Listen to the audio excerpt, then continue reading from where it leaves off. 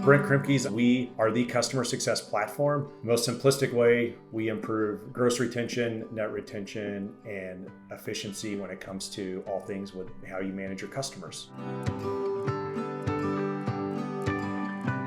A couple years ago at Gainsight, one of our biggest strategies was really how do we expand the use case across the current persona, and then really how do we expand our TAM? And how we've done that is through a number of M&A strategies. My team supports all of these products, and though we are experts in one area of the platform, as soon as we added more and more products to our tool belt, we quickly realized that we really needed to drive enablement across our team. One of the challenges that our leadership team came to me about is like, hey, how do we become much better when it comes to our cross-product enablement across your team? So instead of requiring 2 or 3 individuals to run one opportunity, how can we make that one individual? If it's not M&A, it needs to be how are you going wider with your product?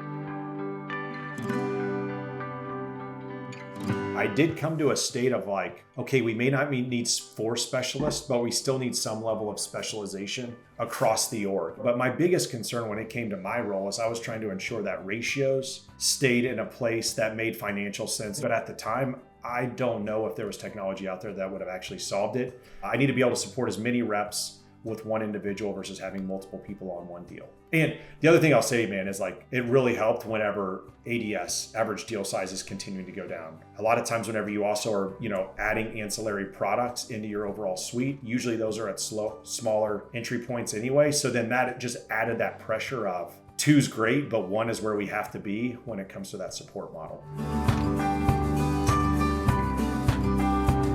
It's definitely helped internally in terms of shortening what our window was for cross-product enablement. So I would say absolutely it's helping with ramping. It's just not net new SCs, but I do think that if I lost an SC, I do have more confidence that I could hire someone and get them up to speed much quicker because of what HeySam has been able to help us with. I would probably need that individual to have one level of specialization across one of our products, but once you have one of those, then HeySam's going to be, it's really just that support mechanism that you have in your back pocket when you need it. How I came to the decision with Sam was honestly through my team, but I was skeptical. I'm like, I'll tell you, there's a lot of AI being released. What sold me was the POC. You did a phenomenal job of offering to get this thing up and running for my team. I picked a small Tiger team. That Tiger team used the product. And at the conclusion, basically the team was kicking and screaming that I couldn't not move forward with you all. You did not require much time for us to train the model. So I would say the onboarding was quick, the time to value was quick, and then the team would have been very disappointed with me if I wouldn't have continued on with you. I look back in the last 2 quarters, I've asked them to do a lot more because of HeySam being able to support them. Their satisfaction and the flight risk that may have been exposed by introducing this much more workload has been minimized because they feel like they do have that tool in place to help them.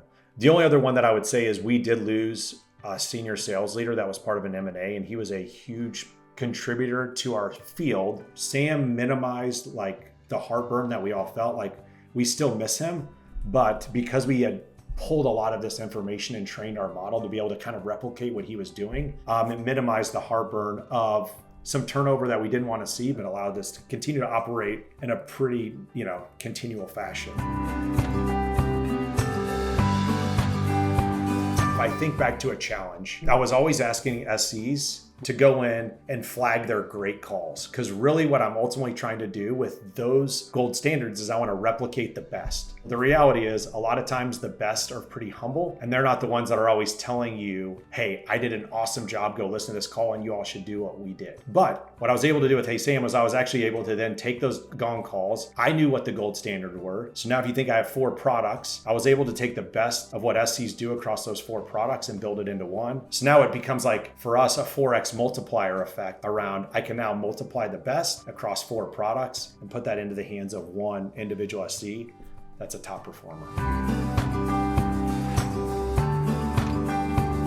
I can say what surprised me the most about this is this: I've bought a lot of software, and this was the one that my team fought for the most, and I didn't expect that. There's been other tools that I've introduced that I thought the team would love. This is the one tool where I feel like I have strong sentiment and strong adoption across the entire team. And now other parts of the organization are starting to ask me how we've done it and what they can do to get involved, which is, kudos to you all. It's one of those like true land and expand opportunities and products where you build it through the love of the product of the end users versus executives pushing this down.